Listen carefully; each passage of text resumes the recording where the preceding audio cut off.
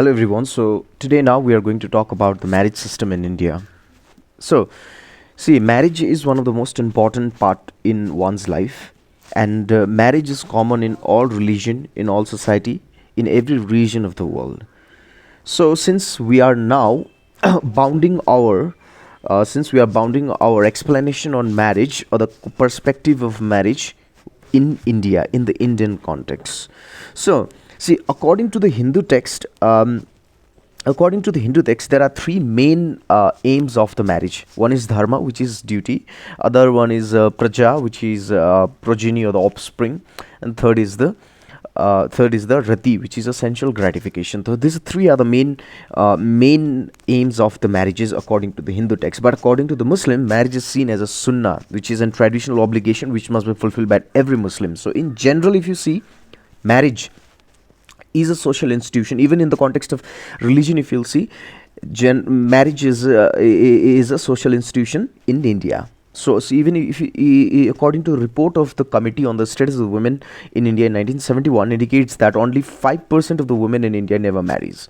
According to the Mandalum, marriage in India is not just only a sexual union, as it mobilizes the three other aspects are also there of the marriage, like mobilization of the family resources, renew of the kin ties, and establishes the new bond of kinship, right? So according to Hindu, see, marriage is sacrament and duty.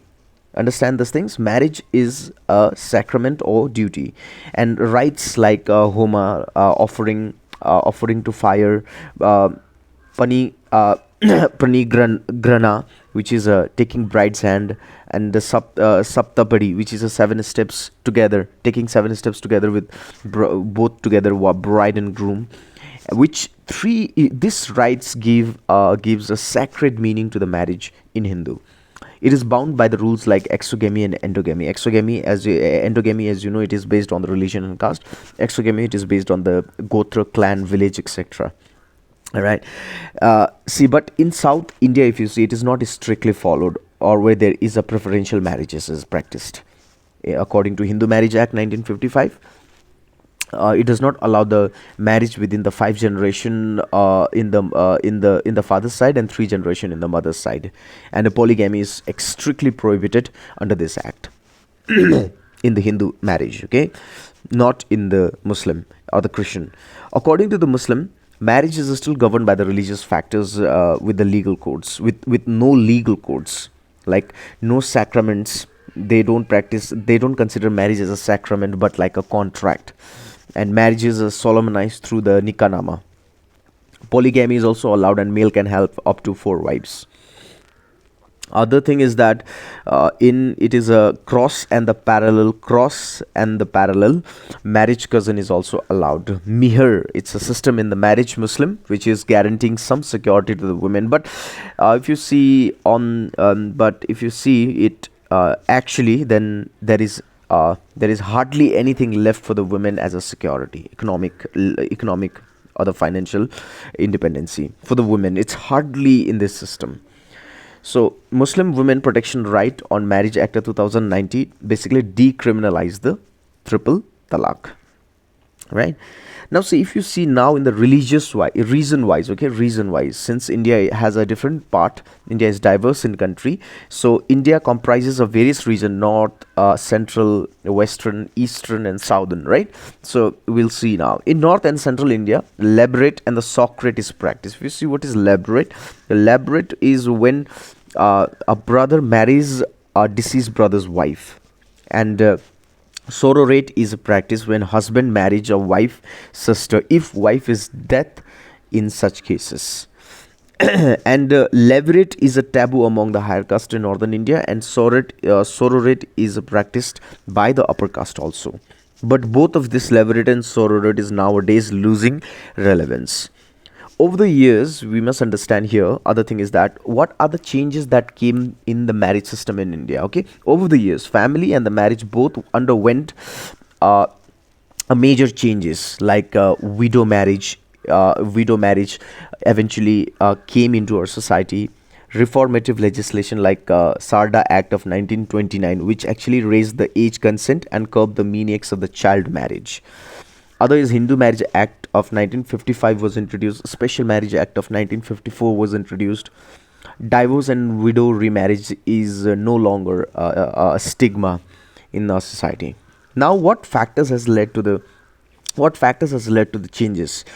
See, first of all is industrialization. Industrialization and the occupational differentiation brought about the geographical mobilization, and traditional joint family underwent the changes, creating a new avenues for the nuclearization of the family. Land reform, land ceiling demand the separate household. Other is legal factors which empowered the individual. Government policies like government policy which promoted the idea of small family. Even the divorce and a separation, even the divorce and a separation. Sorry, I'm sorry. Okay, even the right, even the divorce and the separation law were made women friendly.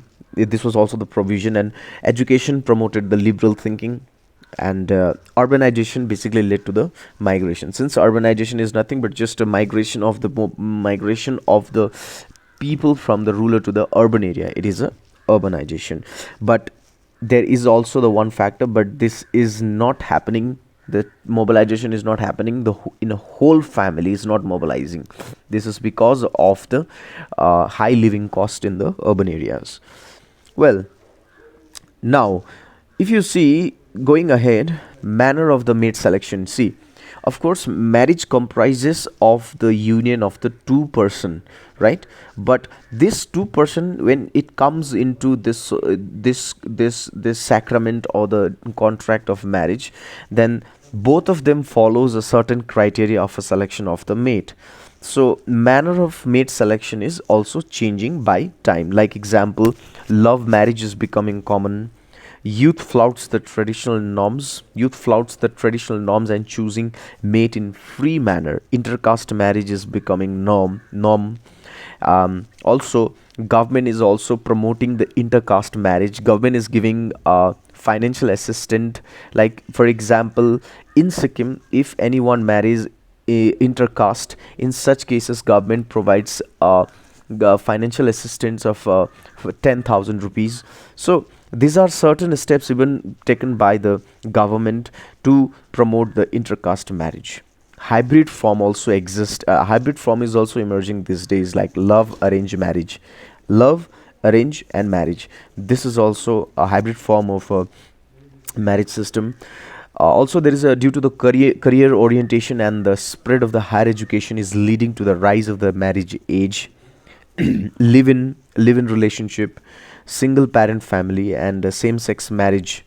These are also emerging as a new avenues in the purview of the marriage. Other is like a court and law is also taking a liberal interpretation. Supreme Court in 2010 held that live-in comes under the right to life under Article 21 in the Indian Constitution. Supreme Court in 2018 held, or rather it proposed that it basically decriminalized the homosexuality also in 2018 recently. Steps to curb the ritual.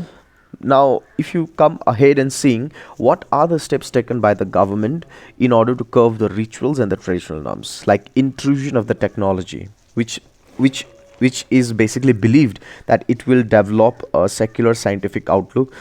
And other is the emergence of the matrimonial websites, like website has made marriage more liberal, like Bharat Matrimony, Sadi.com.